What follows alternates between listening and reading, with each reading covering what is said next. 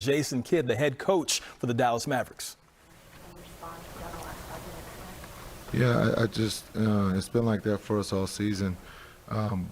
Basketball is about runs. We made our run early. They made their run there in the third and fourth, and we kept our composure. A lot of character in that locker room, and I always say that, is we kept playing.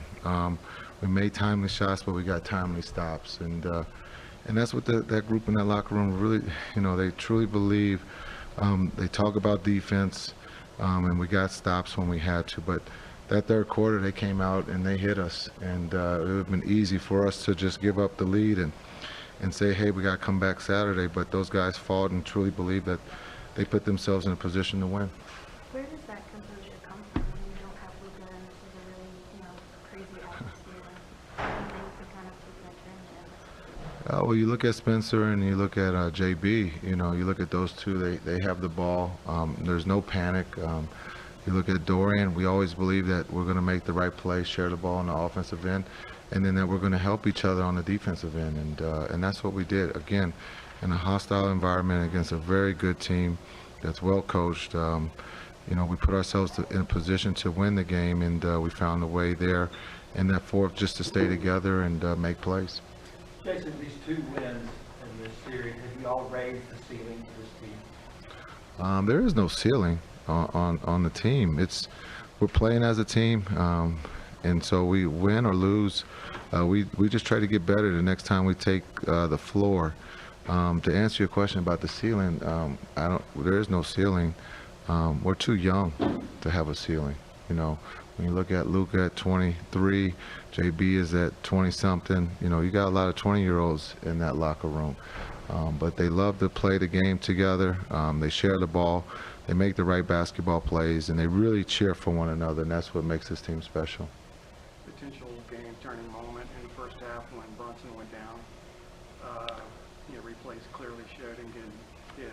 Yeah. What did you see? I was like the officials. I missed it. I just saw him on the ground, but when they reviewed it, it was clearly, I don't have to speak on it. The league will take care of that when they see it.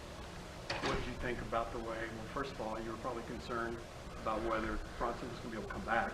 No, he's tough. Okay. He's tough. Okay. He's tough. Yeah.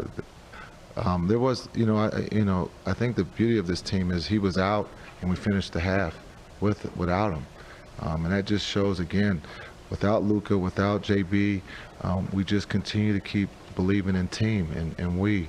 And at halftime, I did have to ask, is he all right? And he was fine. He was ready to go. And I thought, again, he did an incredible job. He made some big plays for us offensively, and then defensively he helped. But again, this was a team win, and like I just told the guys, we haven't done anything.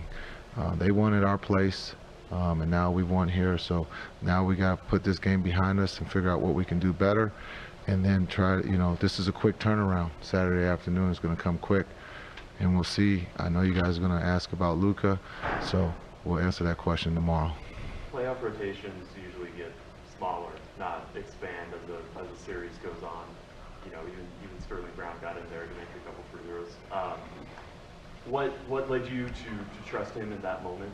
Yeah, well, I trust everyone. Everyone that puts on a uniform, it has to be ready. We've talked about that.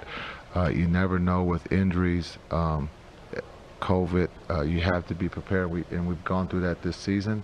And so with the roster, with the rotation being shorter, I felt that coming down the stretch, this is no better time to get some guys in to see how they react. The game isn't over, and those guys were prepared and made big free throws and got stops there at the end.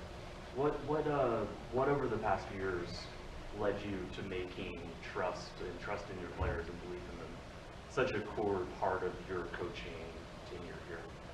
Yeah, well, it doesn't work if your guys don't trust you, and I trust every one of those guys that put on a uniform. My job is to help put them in a position to be successful.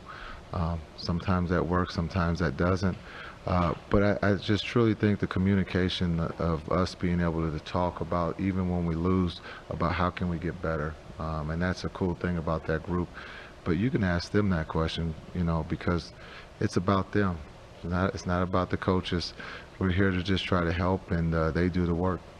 Jason, could you talk about your team's three-point shooting? It seemed like every time the Jazz made a run, somebody on the Mavericks hit a three-pointer to stop that run. Yeah, you know, that's the open shot. It's the right play. And right now we're shooting the ball extremely well from the three. We got some great looks. Josh in that first half was incredible, not just shooting the ball, but his playmaking. He had 6 assists. And so it's just an unselfish team, and we always believe the guys are going to make the right play, and we also believe and talk about on the daily that we're going to get an open shot, and that's what we got tonight. Tell us about the play of your bench, particularly in the first half when you outscored them 38-16. Yeah, our bench was big. When you look at Maxey, he's shooting the ball. But it's just not Maxey, but Josh. Again, this is what makes this team special, is that Josh had those looks in the first 2 games, and his teammates truly tell him that he has to shoot it. This is the right play. And today they went in.